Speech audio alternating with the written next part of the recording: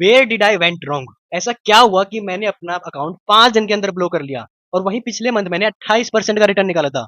तो वो जानने के लिए सबसे पहले आपको जानना पड़ेगा एक law, law of random distribution. तो ये लॉ क्या कहता है कि जो हमारी लाइफ है उसके अंदर चीजें रैंडमली डिस्ट्रीब्यूटेड है। अगर मैं एक नॉर्मल लाइफ बेस्ड एग्जांपल लूं तो आपने लोगों को कहता सुना होगा कि हर दिन एक जैसा नहीं होता, उसी तरह ट्रेडिंग के अंदर भी हर दिन एक जैसा नहीं होता।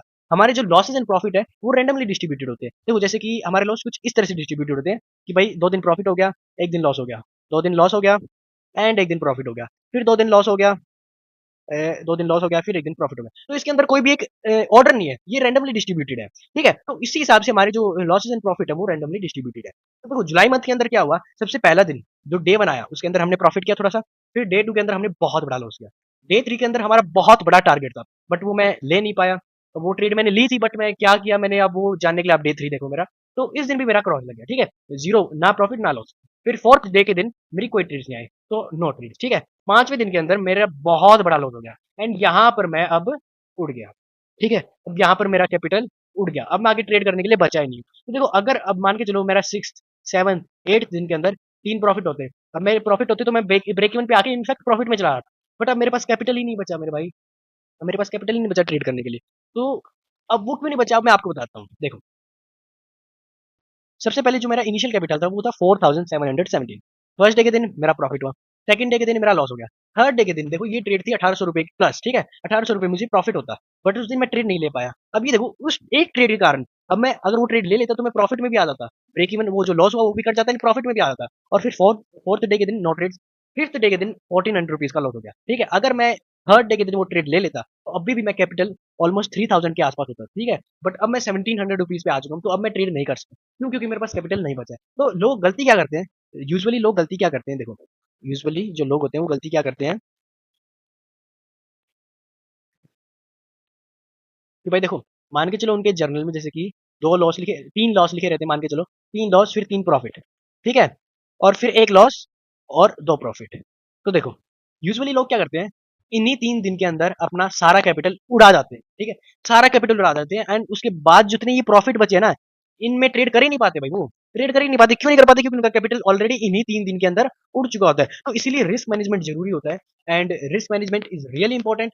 और अगर देखो जब आपके पास स्टार्टिंग में 3 दिन के अंदर आप कैपिटल उड़ा दोगे, सिंपल सी बात है यार, कैपिटल उड़ा दोगे तो फिर आगे ट्रेड क्या ही करोगे। आगे क्या पता, आगे देखो जैसे कि अभी इसके अंदर हमारे 5 दिन के अंदर प्रॉफिट है, अभी इसके अंदर 5 दिन के अंदर हमारे लॉस भी रिकवर हो जाता है, इनफैक्ट हम प्रॉफिट के अंदर आ जाते हैं। तो वही सेम चीज इसके अंदर थी, तो इस वही सेम चीज इसके अंदर थी। अगर मैं ये एक थर्ड डे दिन वाली प्रॉफिट वाली ट्रेड ले लेता तो मेरा कुछ बात ही नहीं थी, कुछ बात नहीं थी, मैं चैलेंज के अंदर बना रहता। बट अब मैं चैलेंज के अंदर बाहर हो चुका हूँ, क्यों, क्योंकि मेरी गलती के कारण कि भाई मैंने अपनी जो लॉस मेकिंग ट्रेड्स है वो मैंने ली, बट प्रॉफिट मेकिंग ट्रेड्स मैंने नहीं ली। और इनफैक्ट एक और बात है, देखो अभी देखो 5 दिन में, 5 दिन के अंदर में से मेरे एक 2 दिन लॉस, एक दिन नॉट ट्रेड्स और एक दिन छोटा सा प्रॉफिट, ठीक है। तो देखो कभी कभी यूजुअली क्या होता है कि स्ट्रेटजीज के लिए मंथ डिपेंड करते हैं। अब भाई जैसे कि मेरा स्ट्रेटजी के लिए अप्रैल मंथ बढ़िया था, मई मंथ बढ़िया था, जून मंथ उससे ही बढ़िया था, ठीक है। और क्या पता अब जुलाई मंथ एक अच्छा मंथ ना हो, ठीक है, इसके अंदर थोड़ी रिटर्न कम मिले, तो इसीलिए चांसेस है कि मेरे पहले लॉसेज हो रहे हैं तब बाद में प्रॉफिट हो रहे हैं, ठीक है। तो अलग अलग चीजें डिपेंड करती है। देखो main is law of random distribution कि भाई अपने प्रॉफिट एंड लॉस वो रैंडमली डिस्ट्रीब्यूटेड है। सेकंड कि भाई हर मंथ एक जैसा नहीं होता, वही सेम बात है यार, वही सेम बात है लॉ ऑफ रैंडम डिस्ट्रीब्यूशन की भाई हर मंथ एक जैसा नहीं होता, कि भाई क्या पता है जुलाई मंथ मेरी स्ट्रेटजी के लिए इतना अच्छा ना हो, ठीक है, क्या पता, अभी कुछ नहीं कह सकते, सिर्फ 5 दिन गए अभी।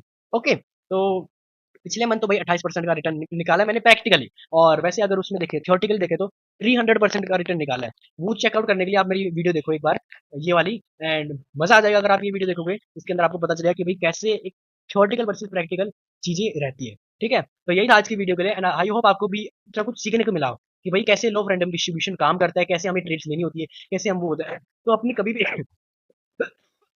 तो आपने कभी भी है ना प्रॉफिट मेकिंग ट्रेड ना छोड़ो, ट्राई करो कि आप अपनी प्रॉफिट मेकिंग ट्रेड्स ना छोड़ो। देखो अगर आपको, आपने मेरी पिछली वीडियो वो देखी होगी, वो थ्योरेटिकल वर्सेस प्रैक्टिकल, तो उसमें भी मैंने बताया था कि यार मैंने, मेरी गलती क्या है कि मैंने अपनी जो प्रॉफिट मेकिंग ट्रेड थी वो छोड़ दी थी, तो इसलिए मेरा कम प्रॉफिट हुआ एंड वही सेम चीज इस बार भी हुई है, मेरी जो प्रॉफिट मेकिंग ट्रेड थी वो मैंने छोड़ दी, ठीक है।